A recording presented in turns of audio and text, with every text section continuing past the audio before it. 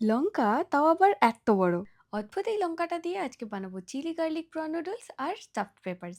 দুটোই কিন্তু অসম্ভব ভালো। চলো বানানো যাক। ফুড প্রসেসরে রসুন, আদা, কাঁচা লঙ্কা, পেঁয়াজের সাথে চিকেন, নুন, স্প্রিং অনিয়ন চপ করে তাতে ডিম, dark soya sauce, light soya sauce, সাদা তেল আর মরিচ গুঁড়ো খুব ভালো করে মিশিয়ে রেখে দেবো। এটা হচ্ছে চাইনিজ গোট হর্ন পেপার, যেটা দেখতে লঙ্কার মতন কিন্তু খেতে একদম ক্যাপসিকামের মতো। লম্বা লম্বি ভাবে লঙ্কাটা চিড়ে নিয়ে ভিতর থেকে দানা বাদ দিয়ে প্রত্যেকটা লঙ্কার মধ্যে খুব ভালো করে চিকেনটা ভরে দিয়েছি। এটা আমি ওভেনে বেক করব, তবে চাইলে তেলের মধ্যে ঢেকে রেখে বেশ অনেকক্ষণ ধরে ভেজেও নেওয়া যেতে পারে। তবে অবশ্যই তেল, নুন আর মরিচ গুঁড়ো খুব ভালো করে লঙ্কা আর বেকিং ডিশে মাখিয়ে 180 ডিগ্রি সেলসিয়াসে 25 মিনিট ধরে বেক করে তার মধ্যে tomato ketchup, red chilli sauce, light soya sauce আর ডার্ক সোয়া সস জল দিয়ে গুলে ওভেন থেকে বার করে লঙ্কার উপরে দিয়ে আরো 10 মিনিটের জন্য বেক করে নেব। এবার একটা ফ্রাইং প্যানের মধ্যে সাদা তেল গরম করে তার মধ্যে চিংড়ি মাছের মাথাটা নুন দিয়ে খুব ভালো করে ভেজে তুলে রাখবো। ওই তেলেই রসুন কুচি আর লঙ্কা কুচি লো হিটে বেশ অনেকক্ষণ ধরে ভেজে তার মধ্যে একটু মোটা করে কেটে নেওয়া চিংড়ি মাছ আর সয়া সস দিয়ে ভালো করে মিশিয়ে সেদ্ধ করে রাখা নুডলস দিয়ে 4-5 মিনিটের জন্য ফ্রাই করে নেব।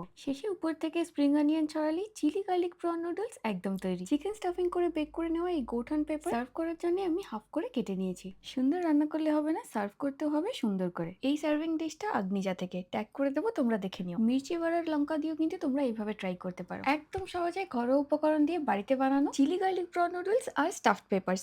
ফাটাফাটি।